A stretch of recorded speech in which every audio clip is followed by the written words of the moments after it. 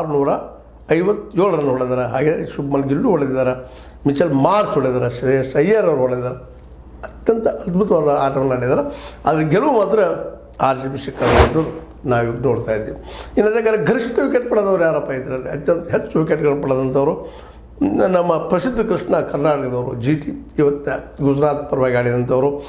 ಅವರು 15 ಪಂದ್ಯಾಡಿ 25 ವಿಕೆಟ್ ತೆಗೆದುಕೊಂಡಾರ. 41ಕ್ಕೆ 4 ವಿಕೆಟನ್ನು ಕಿತ್ತು ಹೋಗುತ್ತಾರೆ. ಅದೇ ಕಾಲಕ್ಕೆ ನಮ್ಮ ನೂರ್ ಅಹಮದ್ CSK ಇಂದ ಚೆನ್ನೈಯಿಂದ ಆಡಿದಂಥವರು ಪಂದ್ಯ 14 ಆಡಿದ್ದಾರೆ, 24 ವಿಕೆಟ್ ತೊಗೊಂಡಿದ್ದಾರೆ. ಜೊತೆಗೆ 18ಕ್ಕೆ 4. ಅದರ ನಂತರ ಬರುವಂಥವ್ರು ಜೋಶ್ ಹ್ಯಾಜಲ್ವುಡ್ ಆಡಿದ ಪಂದ್ಯ 12, 22 ವಿಕೆಟ್ ತೊಗೊಂಡಾರ, 16ಕ್ಕೆ 3 ವಿಕೆಟ್ ತೊಗೊಂಡಾರ. ಇನ್ನೊಬ್ಬರು ನಮ್ಮ Trent Boult MI Mumbai Indians ಆಡಿದಂಥವ್ರು. ಅವರದಿಂದವ್ರ 16 ಪಂದ್ಯಾಡಿ 22 ವಿಕೆಟ್ ತೊಗೊಂಡಾರ, 26ಕ್ಕೆ 4 ತೊಗೊಂಡಾರ. ಇನ್ನು PBKS ಅಂದರೆ ನಮ್ಮ ಪಂಜಾಬ್ನಿಂದ ಆಡಿದಂಥವರು ಹರ್ಷದೀಪ್ ಸಿಂಗ್ 17 ಪಂದ್ಯಾಡಿ 21 ವಿಕೆಟ್ ಪಡೆದಿದ್ದಾರೆ.